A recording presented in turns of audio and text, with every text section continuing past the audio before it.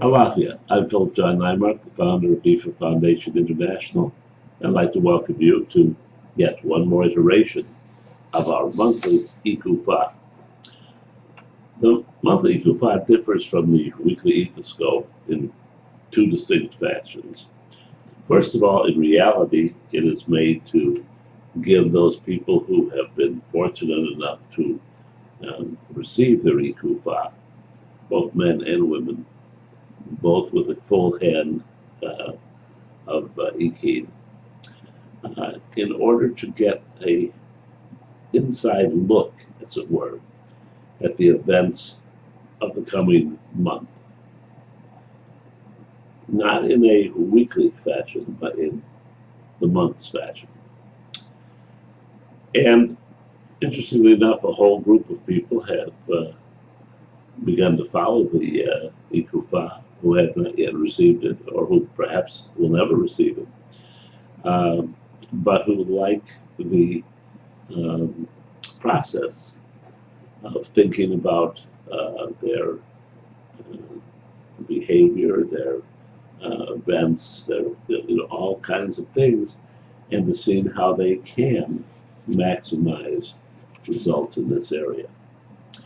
Well, I think that's nice, and I think it's true. So let's take a look at this week. This week, the reading was Ika Obara. Now, Ika Obara is a very interesting Odu because, in addition to carrying with it the birth and the other kinds of signs, Ika is a sign which has metamorphed in our current lexicon and in our current situations to the following: that if during the course of the month events or opportunities or whatever occur that require us to behave or to act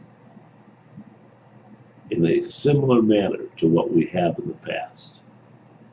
Sometimes in an exact manner, but certainly in a similar manner. Then it is time to call time out. Take a deep breath, think about it, and come back and do the task differently. Don't do it the same way, do it differently.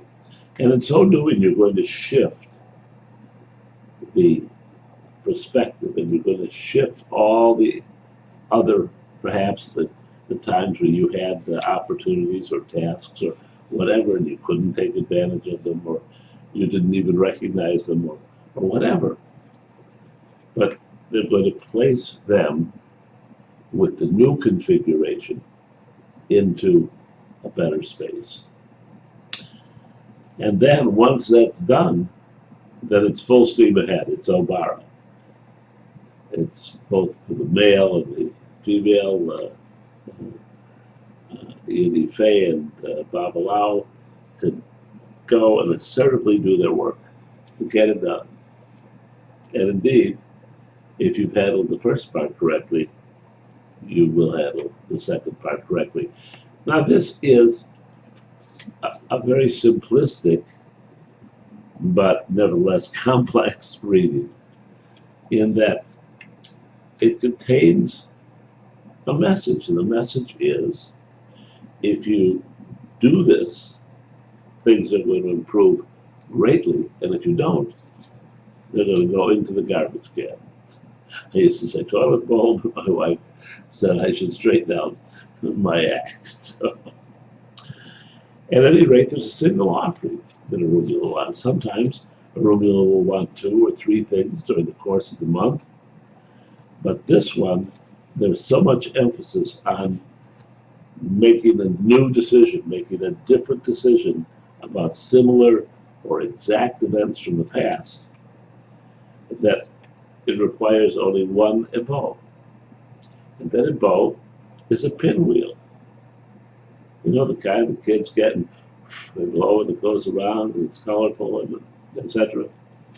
Well, find yourself a pinwheel, offer it to arugula with 2 candles, all right?